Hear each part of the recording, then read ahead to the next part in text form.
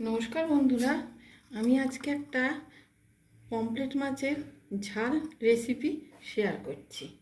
এখানে আমার 10 পিস মাছ আছে। এর জন্য আমার একটা গোটা পেঁয়াজ, একটা টমেটো, কটা কাঁচা লঙ্কা আর এই পরিমাণ আদা বাটা লাগবে। আদা বাটাটা একটু বেশি দিতে হবে। প্রথমে আমি মাছগুলোকে ভেজে নেব।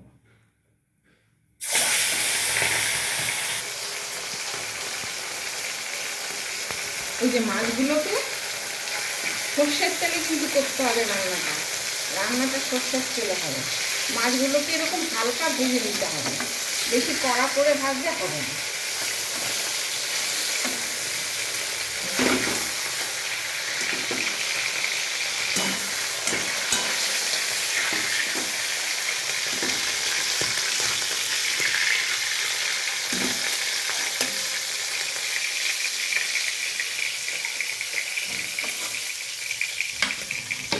এটা সর্ষের তেলে করতে হবে। আচ্ছা, এই পরিমাণ যে তেল আছে এতে আর আমি তেল দেবো না। এই পরিমাণে তেলের মধ্যে আমি এবার ফোড়ন দেব। এর মধ্যে একটু 5 ফোড়ন দিতে হবে। এরপর দিতে হবে পেঁয়াজ কুচি। এখানে একটা গোটা পেঁয়াজ কুচিয়ে নিয়েছি, বড় সাইজের। হ্যাঁ, দিয়ে একটু নাড়াচাড়া করতে হবে।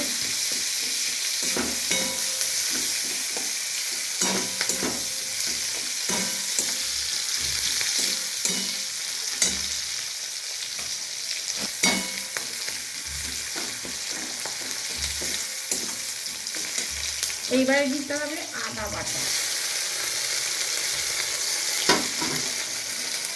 কাঁচা লঙ্কা চেরা গোটা আর টমেটো।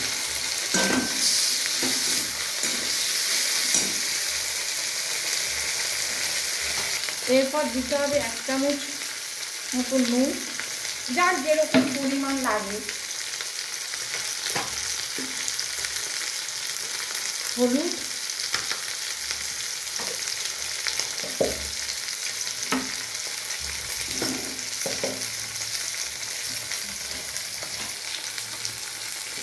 আর দিতে হবে লঙ্কার গুঁড়ো। সেটা আপনাদের বুঝে, যে যেরকম ঝাল খাবে যারা, সেই বুঝে দেবেন। আমি এখানে আমার মতো করে দিলাম, দিয়ে কষাতে হবে।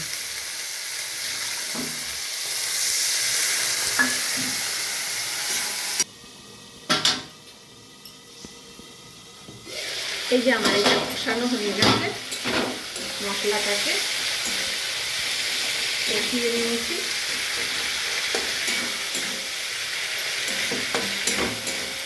এবার আমি এতে জল দেব।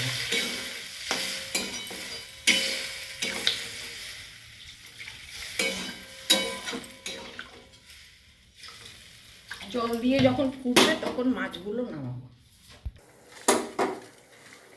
এই যে আমার এটা ফুটে গেছে, এবার আমি মাছগুলো দিয়ে দেব। মাছগুলো কিন্তু কড়া ভাজা যাবে না, এরকমভাবে ভাজতে হবে, হালকা ভাজা।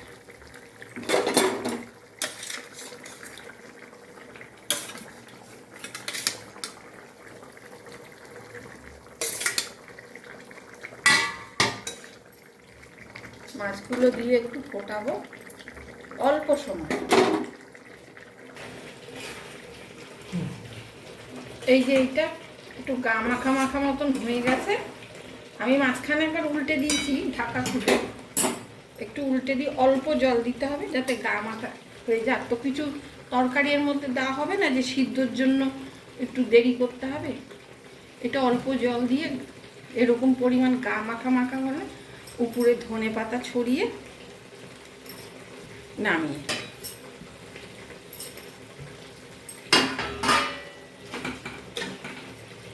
এবারে এইটা হয়ে গেল।